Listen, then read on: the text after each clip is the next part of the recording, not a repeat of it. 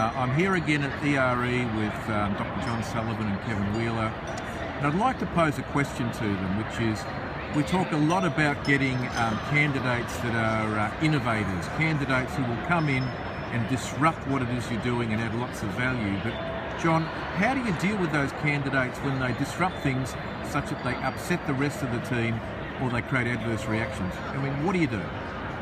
Well, we say we want diversity, but diversity means they're different, they're disruptive. They're going to say, no, don't do it that way. So when you hire fit, you actually beat diversity people and innovators to death because they don't fit. That they're, by definition, that's what an innovator is. They're different.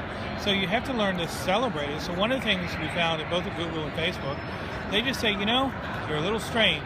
How about if you pick your own manager? Well, it turns out if you pick your own manager, all of the issues of managers go away because it's your manager and you pick someone who manages like your approach. And so simple things like saying, how would you like to be managed? If you're your own manager, how would you do it? But it turns out they're not good managers, but they can pick their own. And then sometimes they pick their own team. Well, guess what? I would pick Kevin because we get along. Even though we don't agree, we would still learn to work together because we're both disruptors. So Yahoo built a brick house, they called it. They put all the disruptors there because they would disrupt the rest of the people. But that's a mistake. You want them to go around. You want them to say, Trevor, that is so last year. That's embarrassingly old. And so that's part of their value is that they say there's a new way of doing things, and then people catch on to them.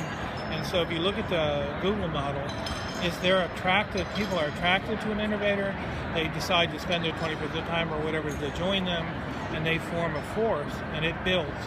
But no one assigns them power. They build power through the excitement of their ideas, and it turns out there are people in the world, Kevin and I both being one, love innovation. If you say we're going to do accounting, I'm not interested. So excitement draws people, and of course they're brand new, so it's going to be new learning, and people that like to learn are going to hang around people like that. So hiring innovators to me is the highest ROI of anything you can do in recruiting.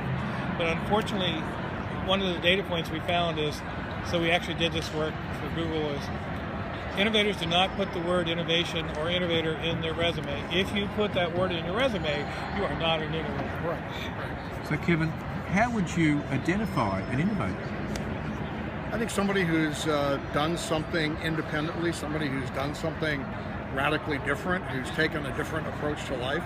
I think Google and others used to look for those kinds of people. People that have, you know, they were in college and they built their own airplane, or somebody who designed a robot when they were 12 years old and figure out how to do it. Somebody who shows initiative, that shows curiosity, has gone and done something that most other people in that kind of, other people like them have never done.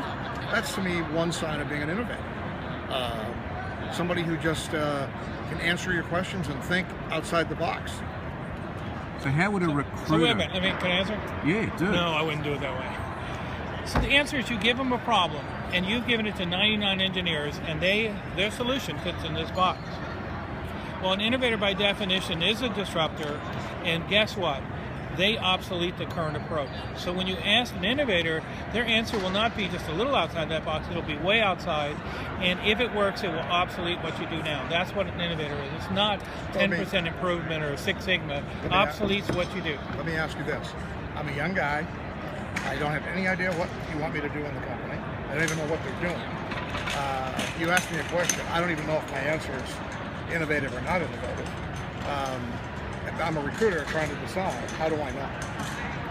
Well, I tell them in advance, I'm going to ask you this question. Think about it, because innovation doesn't have to come like in 5 minutes. It might take a day or 2 days. But then I would do just like you did, is tell me a time in the past where you came up with an idea, not that was new, and by ideas suck. It's implemented ideas. What did you do? That worked, that obsoleted what we do now. It's one of the big factors of several innovative companies I know, is they ask you, not where you went to college or anything like that, they ask you, what have you done, what did you do in high school, what was your hobbies, what do you love to do, what do you do in your spare time?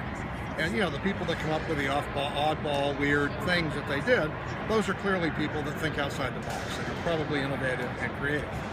Gentlemen, thank you.